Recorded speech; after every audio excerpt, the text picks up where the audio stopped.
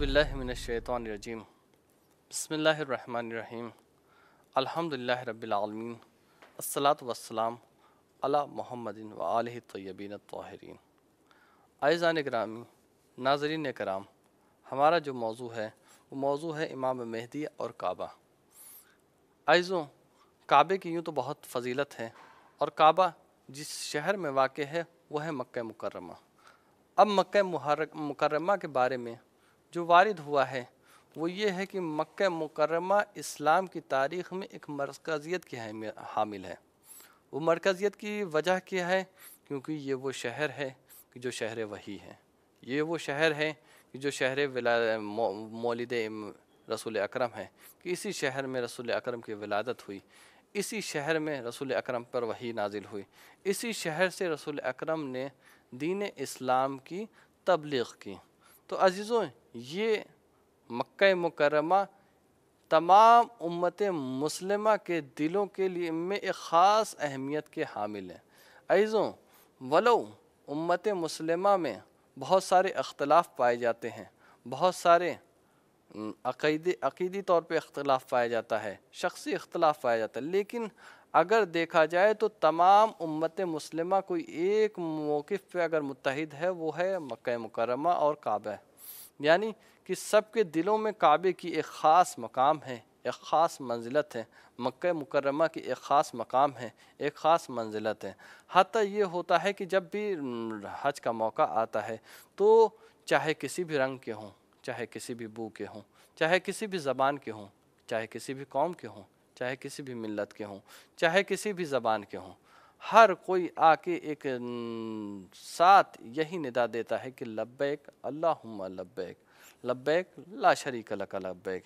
یعنی کہ بتانا چاہتے ہیں کہ ہم رنگ میں بھلے جدا ہیں، زبان میں بھلے جدا ہیں، ہم قوم میں بھلے سے جدا ہیں، عشیرے میں بھلے سے جدا ہیں، لیکن ہم سب کا ایک واحد مرکز اتحاد ہے، وہ ہے کعبہ شریف و اللہ کی ذات۔ یعنی ہم اس مقام پہ آ کر کے متحد ہو جاتے ہیں۔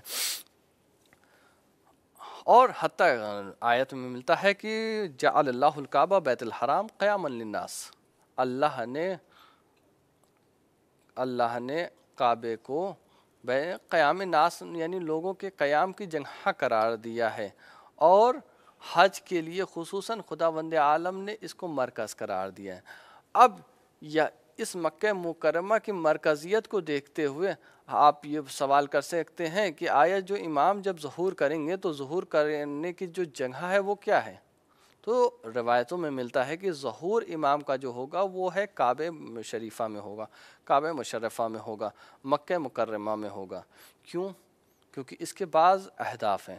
مثال کے طور پہ آپ جغرافیائی اعتبار سے دیکھیں تو کعبہ جو ہے پورے دنیا کے وسط میں واقع ہے، اور امام کا جو انقلاب ہوگا، امام کا جو ظہور ہوگا وہ انقلابی ظہور ہوگا، اور تمام دنیا پر حکومت کرنے کا ظہور ہوگا۔ اور یہ کعبے کے بارے میں ملتا ہے کہ جو زمین بچھائی گئی ہے وہ کعبے کے نیچے سے بچھائی گئی ہے۔ یعنی ایک دن کو بھی خاص کیا گیا ہے کہ یوم دہو الارض، یعنی جس دن زمین بچھائی گئی ہے۔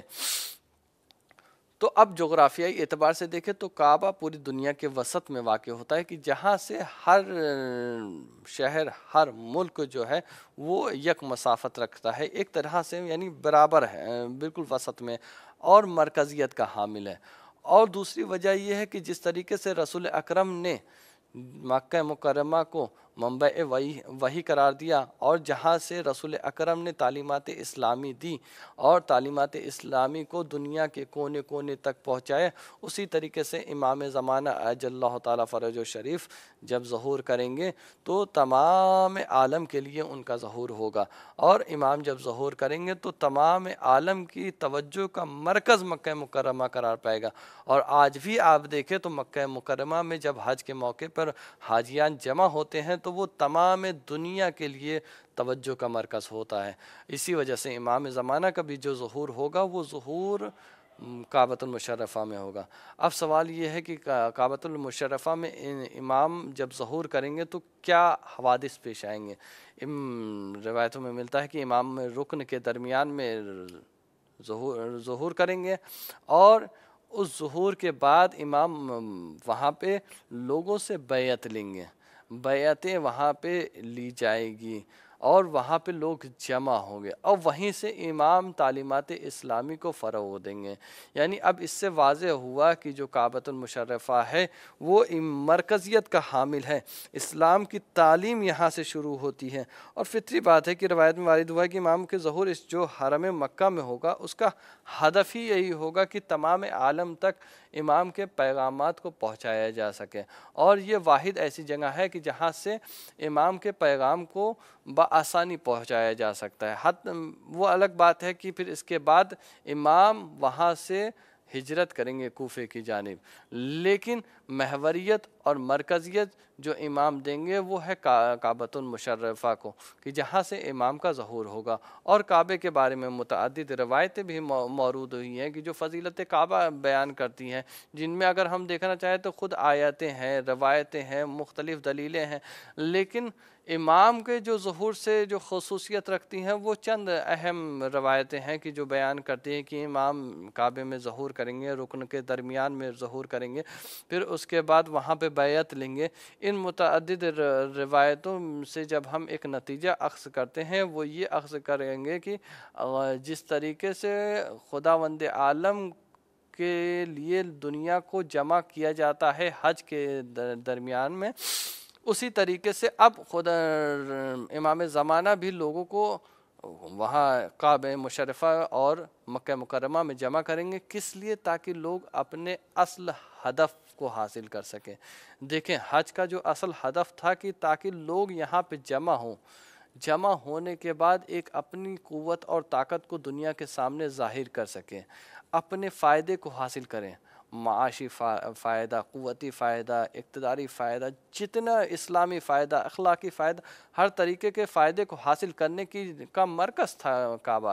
لیکن ابھی اس وقت اب دیکھیں تو اس وقت وہ فائدہ نہیں رہا، اب اس وقت صرف ایک ہجوم ہوتا ہے جو ایک ارکان کو ادا کر کے چلا جاتا ہے۔ تو اب امام زمانہ آئیں گے، کعبے کو اس کی اصلی وقار عطا کریں گے جو اس کا وقار ہے۔ وآخر دعوانا والحمد للہ رب العالمین۔